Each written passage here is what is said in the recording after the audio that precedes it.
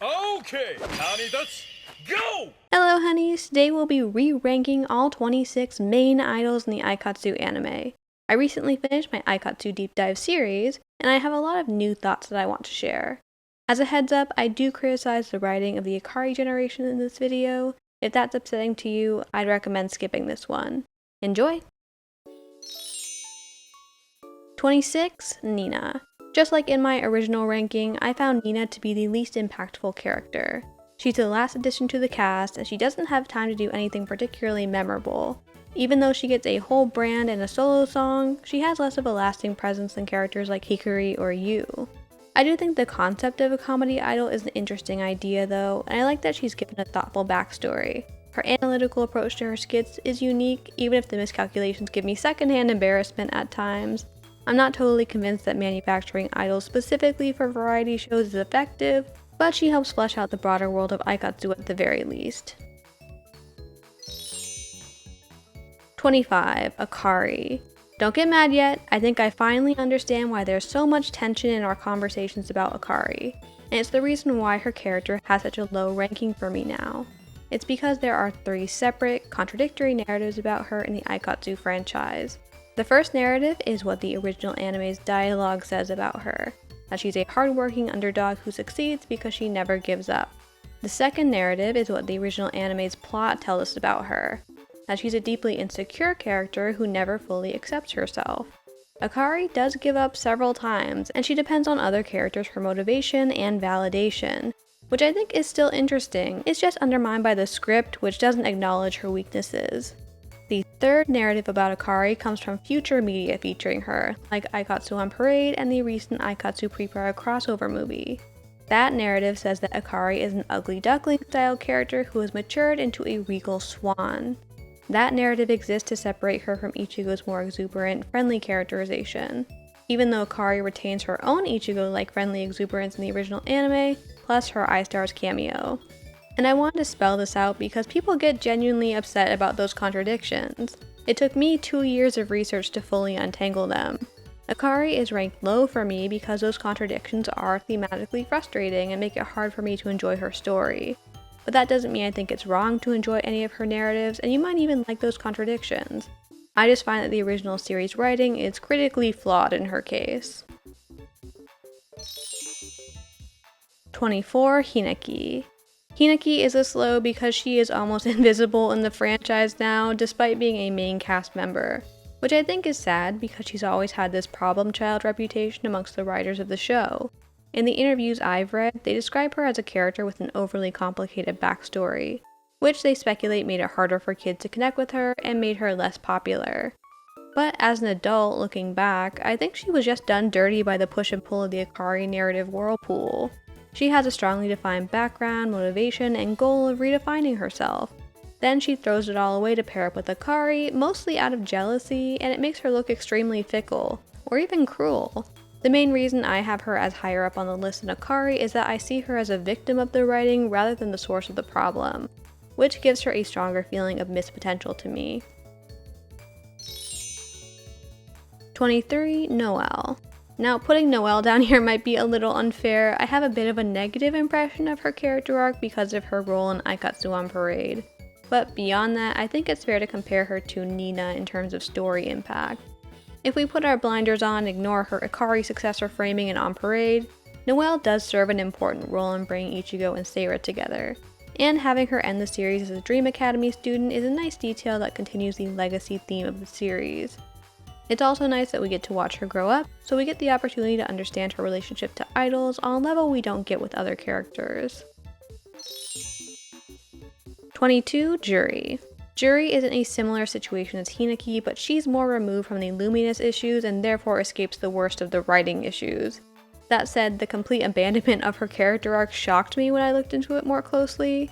Juri is a really cool character with a unique perspective who was created as a foil for Hinaki. She doesn't have any other function in the story. So when you look past her funny lines and dramatic antics, you don't get anything meaningful from her character arc. Maybe some frustration or pity for her, but that's it. Which sucks. 21. Sumire. At least for Sumire, I feel like her arcs were salvageable. She does morph into an endlessly supportive maternal figure for Akari, but she also has a lot of her own goals and plot threads to fall back on. What sucks for her is how humiliating her ending is and how little the writers believed in her. Similar to Hineki, I know at the very least that the series director, Riichi Kimura, found Sumire to be a difficult character to relate to. She was quiet and reserved, and those traits were challenging for the staff to write around. Because of that writing room bias, it's hard not to read Sumire's dramatic failure as a punishment of some kind. Which is probably unintentional. I know that it was mostly meant as a plot device to motivate Akari, but that also feels terrible. Justice for Sumire. 20. Shion. Shion is one of the characters I decided not to do a deep dive on, partly due to a lack of requests, and partly due to her character development being fairly limited. I think her focus on acting is very interesting, especially as she's challenged by how narrow her path ends up being compared to her peers. I found her trajectory in seasons 1 and 2 to be most similar to Ran. She finds a way to loosen up and accept friendship from two people who are much more laid back than her, and becomes a happier person as she learns to relax. Which is why I'm so upset that the Akari Gen writers added that little detail at the end that even though Shion is a famous actress, she still feels overshadowed by her group members. I think that's a terrible way to leave her character because it sours her relationship to Powapuri. And because of that detail, I've had to leave Shion all the way down here. 19. Maria. Although there's not much to Maria's story in the anime, I think what we get is at least consistent in quality. She's given a thoughtful backstory, connections to other characters, and a nice resolution to her idol career. So even though I don't have much to say about her, I am happy with her as a character. 18. Sora. Sora is very similar. I have her higher up because her dynamic with Ran was really important for shaking up some of the established dynamics of the main cast, which makes it more forgivable that she doesn't have much going on beyond her initial introduction and occasional episodes with Ran. But I do still enjoy her personality and find her very charming. 17. Nono. I agree with my past self when it comes to Nono. She definitely reads as a prototype version of Yume from Aikatsu Stars. There wasn't enough to her story in the anime for me to make a deep dive on her. It would have ended up being a very brief recap, but I think her episodes were strong. Nono might not be a standout member of the cast, but her introduction was pretty smart. Her backstory was front and center for the first episodes of season 4, her outgoing personality helped her naturally insert herself into the main story, and she was immediately attached to a very memorable brand, Dolly Devil. Those things all hold up very well for me. 16. Lisa. It's the same for Lisa, I just have her higher up because she gets a little more individual focus in the end. For both of them, I think I have such a positive impression of them as characters because their arcs feel self-contained. Although their narrative focus does drop significantly after their introduction, we have a good enough sense of who they are and what they're doing in season 4 that the lack of screen time doesn't matter too much.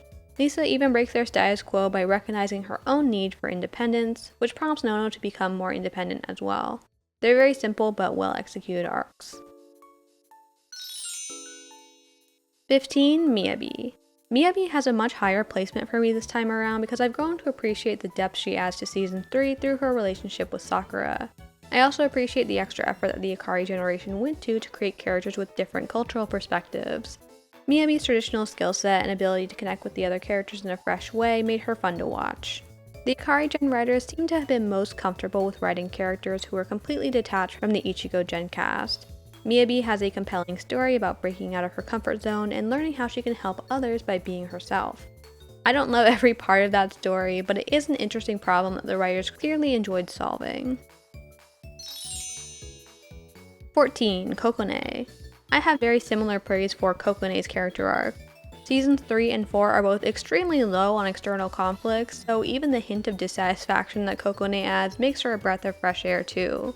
She and Miyabi are the only Akari Gen characters who have anything close to an argument, which makes them more enjoyable to me. I do wish we could have seen more about Kokone and Retro Clover. There's not nearly enough for a deep dive on her, but the little details we get about her family's business, her local popularity, and her idol fan status have so much potential. Did you know that her design was originally created as a member of Mizuki's scrapped 4-member version of Double M? That info is from character designer Hiroko Yaguchi in the Aikatsu official guidebook Akari Generation. I've never found a good place to share it. 13. Sakura. Even though Sakura ended up in the exact same rank as my original ranking, my opinion on her has shifted a lot. I used to view her as a much more tragic character, probably because she cries so much when her friends graduate. But Sakura is actually having a blast for almost the entire series. She does have a rocky start, and the graduation is tough for her, but Sakura loves being an idol so much. She doesn't care about the ups and downs of her career, she's just happy to participate. That is the source of her incredible resilience and patience with others, and it makes her a very lovable character. 12. Mikuru. I owe Mikuru a huge apology because she did not deserve to be in second to last place in my first ranking. Once I actually sat down and tried to see things from her perspective, the entire series was flipped on its head for me. It was immediately obvious that if Mizuki had given Mikuru any autonomy to work with, she wouldn't have been stuck in her awkward position as a blatant replacement for Ichigo. The only reason I felt so threatened by Mikuru originally was because Mizuki was constantly comparing them in the series. Is Mikuru a better partner than Ichigo? Is Mikuru cooler than Ichigo? Is Mikuru going to beat Ichigo? Those were all questions that Mizuki was asking, not Mikuru herself. But I blame Mikuru for that originally, and that's where I went wrong. I'm so sorry, Mikuru. 11. Madoka. Madoka's ranking has also shifted dramatically from my original ranking. She used to be in 4th place, but now that I finished her deep dive, I have to admit that the writers had no idea what they were doing with her. They needed someone to keep Angel's Sugar going, and knew that she would be in a unit with Akari, but that's it. I do still love Madoka's personality, to be clear. I find her extremely relatable. But she was dropped so fast by the writers, and she only really exists to be paired with Akari or Rin. The lack of care for her actual character arcs makes it hard to put her any higher. 10. Rin. In contrast, Rin turned out to be the best written character in the Akari generation. To me. As soon as she's introduced, she's immediately challenged by her unrealistic expectations for her heroes, Johnny and Sunny. And they don't go easy on her, she actually has to learn why she's wrong and how to grow past it. Rin has conflicts with other characters, strong relationships that are maintained through her entire story, and a clear list of mistakes and accomplishments. That's a pretty low bar for character writing, but most Akari Gen characters never get that far. She was the only one who didn't feel frustrating to research. 9. Kaede. Honestly, Kaede doesn't really have a character arc or any character development. The Kaede who parachutes into the TriStar audition is the same Kaede who takes Eureka home in Starway to the Future. No growth, change, or lessons learned. That's why I decided not to do a dedicated deep dive on her. I have Kaede in my top 10 because I don't think she needs development to be a good character. She exists to be a mentor figure, a window into a bigger, more mature world. In my Magical Toy deep dive, I explained how her role was reduced once Aikatsu's US licensing deal fell through. But for this video, you only need to know that she was probably meant to be featured in a movie set in America. Kaede is extremely important for helping to launch TriStar and inspiring Ichigo and supporting Eureka. Kaede is there to be a supporting cast member, making sure everyone else gets through their stories in a satisfying way, which makes her very impactful even without an arc of her own.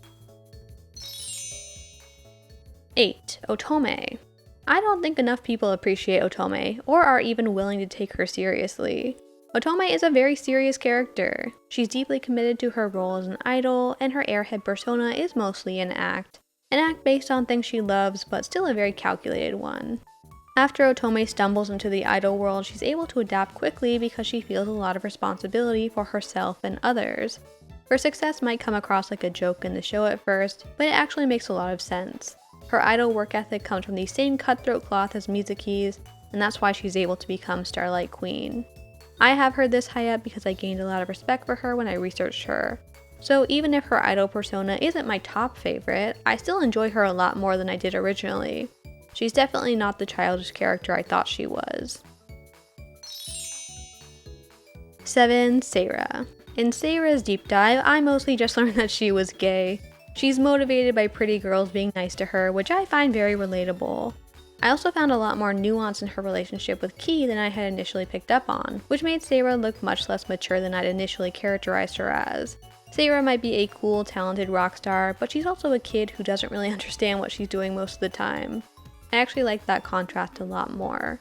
Her relationship with Ichigo also reads much more as a romance from Sayra's point of view, which made her entire story feel a lot more interesting to me. 6. Aoi. Aoi was one of the more surprising deep dives because she just barely avoided being a tragic character. When she's initially introduced, she's full of passion for becoming a top idol. But by the end of the series, she pivots to studying production. It's a dramatic shift in her character. And for a while, she's pretty down on herself about it. She can't beat her best friend and it almost kills her dream. I think the beauty of Aoi's story is that she does find a way to come to terms with that loss. She can still be a top idol, succeeding as an actress and a member of Soleil. It just isn't the definitive top idolhood she imagined as a kid. And even if that success is a compromise, Aoi is able to recognize that she has skills she never would have imagined for herself. She has a genuine aptitude for production and decides to invest in herself by pursuing that as a career option. Not because it's a backup plan, but because she discovers something new about herself and wants to use it to shape her legacy in the idol industry. I love the realism in that lesson. 5. Ki. Ki has fallen a place for me since my original ranking. I discovered a few small things in my research that made her story feel a bit more bittersweet to me, mostly in her relationship with Sayra.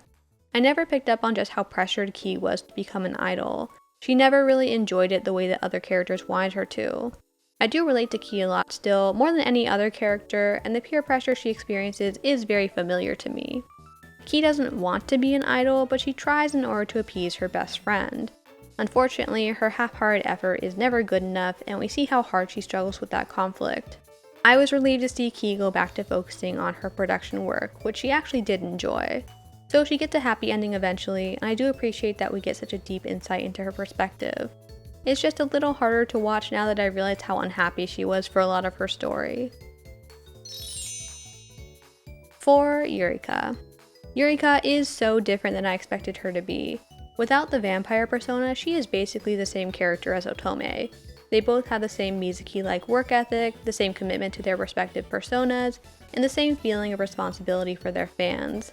Eureka does have insecurities, at first about her worthiness as an idol, and later about TriStar, but in between those she is having a ton of fun being an angsty vampire. She loves that she has friends that understand her, and she's very proud of her huge fan base. I struggled to find cases where she was genuinely upset about something. Outside of her initial scandal and pairing up with Kaede, she was usually only worried about whether she was acting in character or not. Eureka is in 4th place for me because I think her childlike enthusiasm for her vampire persona is a very cleverly hidden aspect of her character. Most fans forget that she has a much softer, more naive personality, which is exactly what Eureka would have wanted. 3. Ran. Ran's story is crazy good for how low on screen time she is. She starts off in such a sad, isolated position as a child entertainer, and from there she is challenged, forced out of her comfort zone, given opportunities to grow in new ways, and is able to become an extremely happy and fulfilled person. Ran demonstrates something I've learned myself as I've gotten older, that your priorities should come from how you feel, not your expectations. At first, Ran expects a lot out of her life. She expects that it will be hard, and that other people want her to excel, and that she'll have to make sacrifices to achieve her goals. But when Ran lets go of those expectations, she gains freedom. Life is still hard, but it's hard because she's pursuing things she loves. She still wants to excel, but only in the things that really matter to her. And there is still sacrifice, but she's sacrificing opportunities rather than the people close to her. Those conscious choices make her happier, and I really enjoyed seeing her learn and grow in those ways. 2. Mizuki. Mizuki is so scary, in a great way. This character has such an unshakable competitive drive that I'm convinced she would be one of those celebrity CEOs who's always on podcasts saying something wild. I don't think she'll ever stop. She has serious personality issues that she'll probably never fix, and you know what? That's okay, because she's not real. My Mizuki deep dive blew my mind at the time that I made it. I don't think I've ever recovered. If Aikatsu is seen as a fluffy slice-of-life idol show with no stakes, then why is the mentor character driven by pure self-destructive inertia and out for world domination? Those sound like stakes to me. 1. Ichigo. I already miss talking about Ichigo, so I know I'll miss her even more now that we're transitioning into Aikatsu Stars videos. She is like a minor deity to me. I love her so much. She changed my life, just like I said in my first idol ranking, and she will continue to change my life for the better every time I rewatch the original series. Even though there's this narrative out there that Ichigo is naturally good at being an idol, or a genius, or wins without trying, I know that none of that is true. Ichigo is wrong about a lot of things, fails many times, and gets rejected by the person she admires over and over again. And every time, she absorbs the lesson, decides to use it as motivation, and finds her way back to things she loves.